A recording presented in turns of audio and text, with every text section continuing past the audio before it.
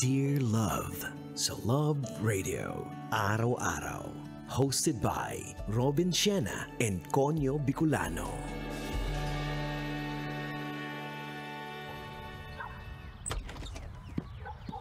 Bernard anak, gising na. Papasok ka na sa eskwela. Ay, Nay, di ba Sabado na? Anong Sabado? Biyernes pa lang naman anak. Bumangon ka na at maligo. Kakain ka pa ng agahan. Ang bagal mo pa naman kumain. Depende sa ulam yan, Nay. Ano po ba ulam? Di yung paborito mong hotdog. Yes, mabilis kong mauubos yan, Nay. Ayos. Nagising kang bigla sa hotdog Bangon na at maligo. Parang mantika akong matulog. Opo, Nay. Maliligo na po, maliligo na.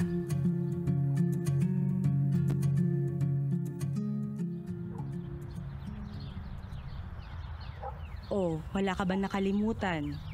Kumpleto ba yung laman na bag mo? Opo, Nay. Inanda ko na po kagabi bago ako matulog.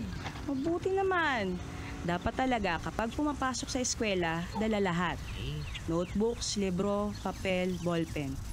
Payong pala anak, nagdala ka? Di naman uulan, Nay. Aba, paano mo naman nalaman? Heto, dalin mo. Saka kahit hindi umuulan, mainit ang sikat ng araw, magpayong ka anak. Sige po. Okay, sige. Sa sidewalk ka maglalakad at baka mahagip ka ng sasakyan. Tingin sa magkabilang dulo bago tumawid ha.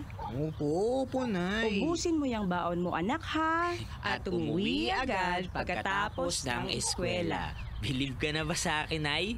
Kabisado ko na lahat ng mga bilin mo Siya anak. Sige na, mag-iingat ka ha.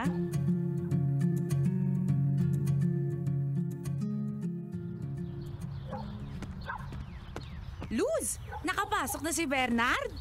Oreng, kakaalis lang. Halika't mag-zumba tayo sa plaza. May libreng pa-zumba ang barangay. Nako, hindi ako pwede. Baka maisipang umuwi ni Bernard ng tanghalian, walang abutan. Isang oras lang naman ang zumba. Nakabalik ka na bago mananghali. Ikaw na lang kaya, Oreng. Ikaw talaga, Luz. Umiikot na yung mundo mo dyan kay Bernard. Ang laki-laki na Hindi naman naalagain. High school na nga sa isang taon. Hayaan mo na, Oreng. Alam mo naman, nag-iisang anak ko yung si Bernard. Hala, sige, lakad na. Baka mahuli ka pa sa Zumba. Ganda pa naman ang outfit mo. Bayan. Sige, Luz ha. Sana sa susunod, mayaya na kita.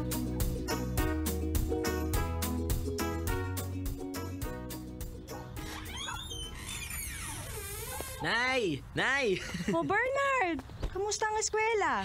Ayos naman po. Ang dami lang assignments Gaya ng lagi kong sinasabi, gawin ang mga bagay na kailangang gawin para magawa ang mga bagay na gustong gawin. In other words, assignment muna bago laro. Tama. Sabihan mo ako kapag tapos ka na para may handa ko na ang hapunan natin. Anong hapunan natin, Nay? Ano pa? Di yung paborito mong pork chop. Alisin ko ang tabaha. Yun ay naman. Yun yung masarap dun Mana ka talaga sa tatay mo. Ay naman. Hindi pwedeng kainin yon, masama sa katawan. Sige na.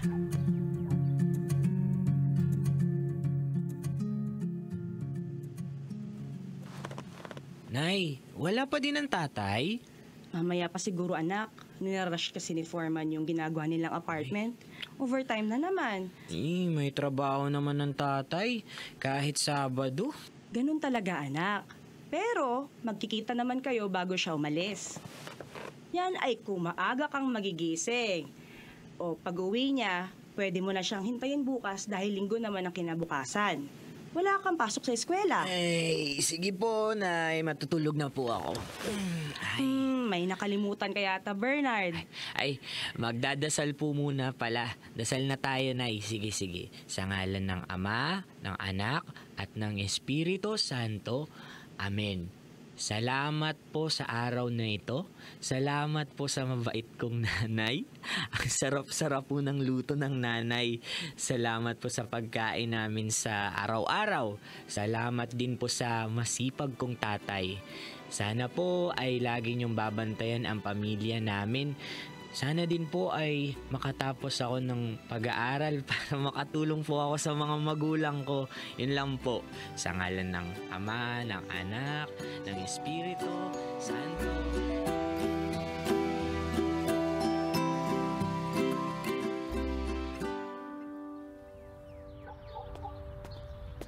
O Boyet, aalis ka na? Oo. Maaga kaming pinapapasok ni Foreman eh. Magbubuhos kasi. Hinahabol namin yung araw para matuyo agad. Bakit? Hinihintay ka kasi ni Bernard kagabi. Pinatulog ko na kasi alam ko OT ka. Ayoko namang gisingin ngayon kasi Sabado. Kapag weekend lang yung nakakagising ng medyo tanghali eh. Oo nga. Huwag mong gisingin nang makabawi sa tulog. Hayaan mo. Pipilitin kong umuwi na maaga mamaya para mahaba-haba ang bonding namin. Sige. Dadalhan ko kayo ng pasalubong mamaya. O paano? Tuloy na ako. Ingat.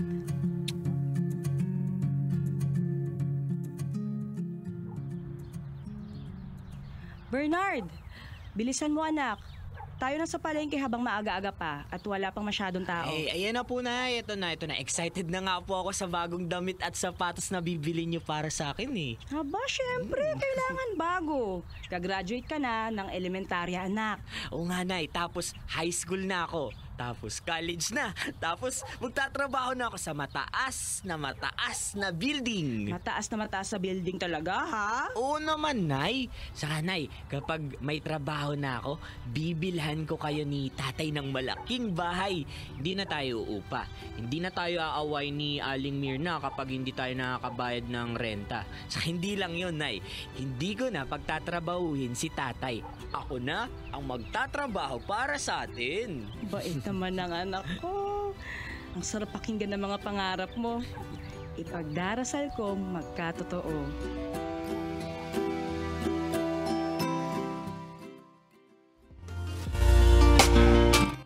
Uwi na ba tayo? Abay oo, nakabili na tayo ng damit at sapatos mo para sa graduation mo sa isang linggo. Nay, di ba maliligo tayo sa dagat pagka-graduate ko? Oo naman anak. Ipinangako sa iyo ng tatay mo.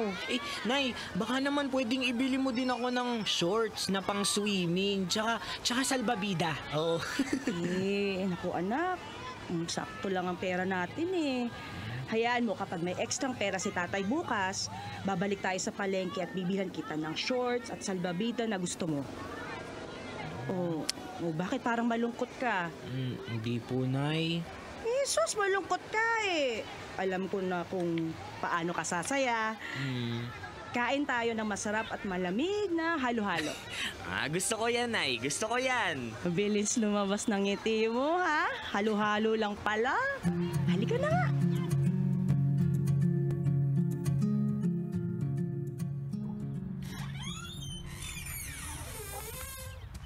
Boy, at kanina ka pa?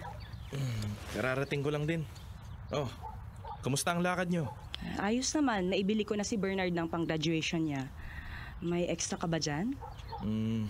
Meron. Eto, yan ang swineldo ko buong linggo. May konting bawas lang. Nagbayad ako ng pagkain dun sa karinderya. Nagpapabili kasi ng bagong shorts at salbabida si Bernard eh. Kasya yan. Sige, makakabalik kami sa palengke sa isang linggo.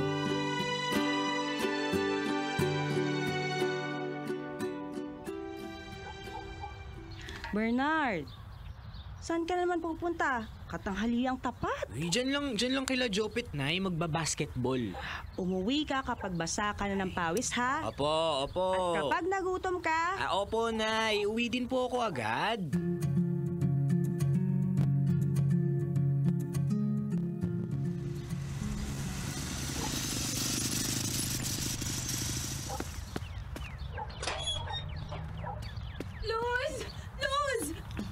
Oreng, bakit ka nagmamadali? Luz! Si Bernard! Si Bernard, naglalaro, kakalabas lang. Luz, si Bernard! Nasagasaan! Ha? Diyos ko, si Bernard! Luz! Sinugod nung nakasagasa sa ospital! Alika na, naghihintay ang tricycle! Sumunod na tayo sa ospital! Bernard, anak ko!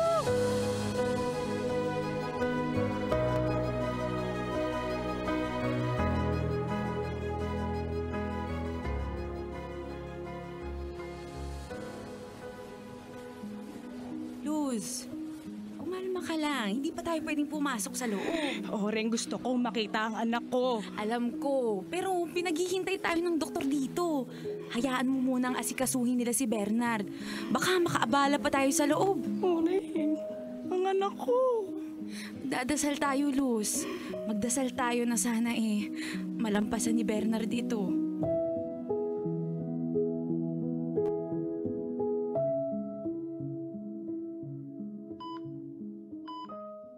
Mabuti naman at napapasok na tayo sa kwarto ng anak natin. Boyet, ano nangyari sa anak natin?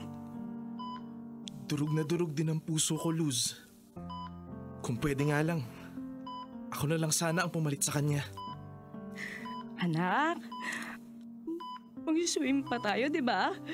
Bibilhan ko pa siya ng shorts at salbabida. Bernard, anak, lumaban ka. Huwag mong iiwan si nanay. Hindi ko kaya. Hindi, anak. Boyet! Nakita mo yun? Pinipisil niya yung kamay ko. Naririnig ako ng anak ko.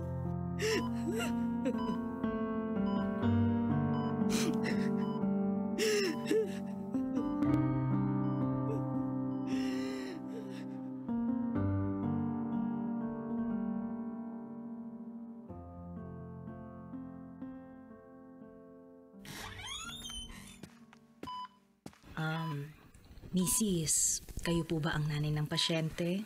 Ay, opo, Dok. Napaidip po ako saglit. Kamusta po ang lagay ng anak ko? Magiging tapat ho ako sa inyo, Hindi ko alam kung paanong malalampasan ng pasyente ang kondisyon niya ngayon.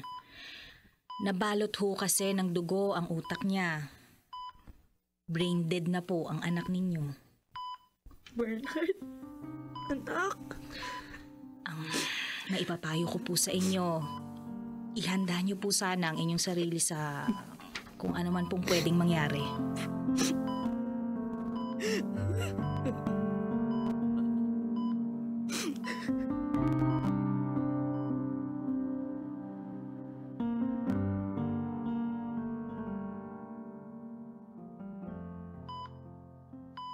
Sabi ng doktor, ihanda ko daw ang sarili ko sa pwedeng mangyari kay Bernard.